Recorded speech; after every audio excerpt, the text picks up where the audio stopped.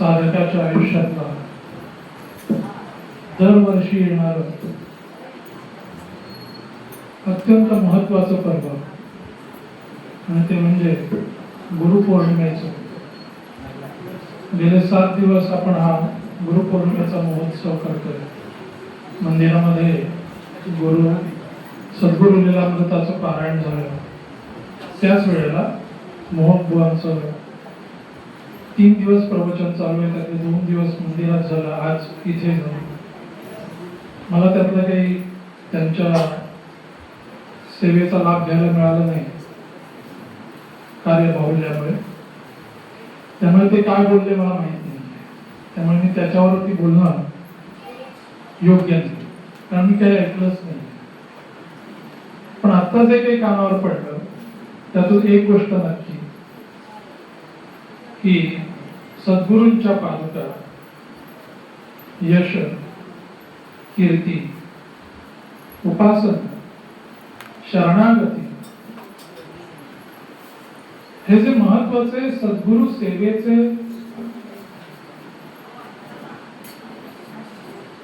काही मैलस्टोन आहेत, आपण असं म्हणूया त्याला, त्यांना स्पर्श करत करत गेले 3 दिवस अत्यंत उत्तम रीतीने मला जो रिपोर्ट मिळाला त्यानुसार त्यांनी सुंदर मार्गदर्शन आपल्या सर्वांना केलेलं आहे. हा गुरुसेवेचा मार्ग प्रदीप प्रत्येकाच्याच आयुष्यात असला पाहिजे आणि असे वाटाडे आणि मार्गदर्शक आपल्याला मिळाले पाहिजे. आमचं नेहमीच प्रयत्न असतो कीर्तनाच्या माध्यमातून, प्रवचनाच्या माध्यमातून साधकांना मार्गदर्शन कसं मिळेल त्याच्यासाठी चांगले चांगले लोक, अभ्यासू लोक आपण आणत असतो. मोहनबुवा त्यातीलच एक आहे.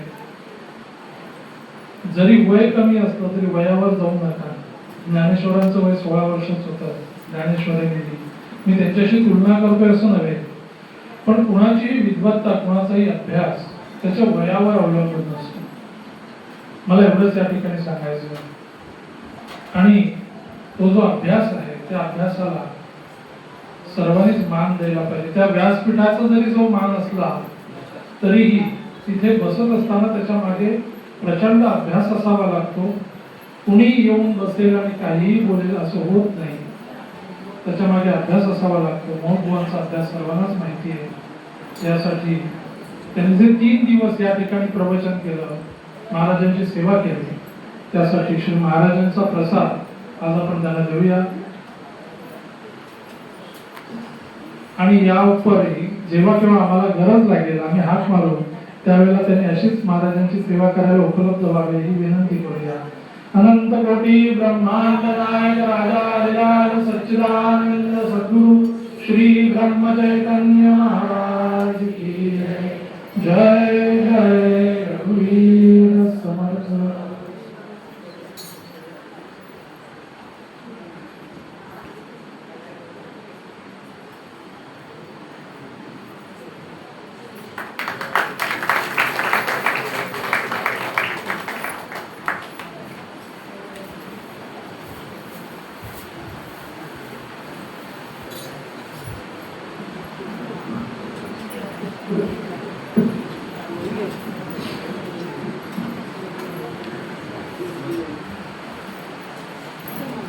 यानंतरचा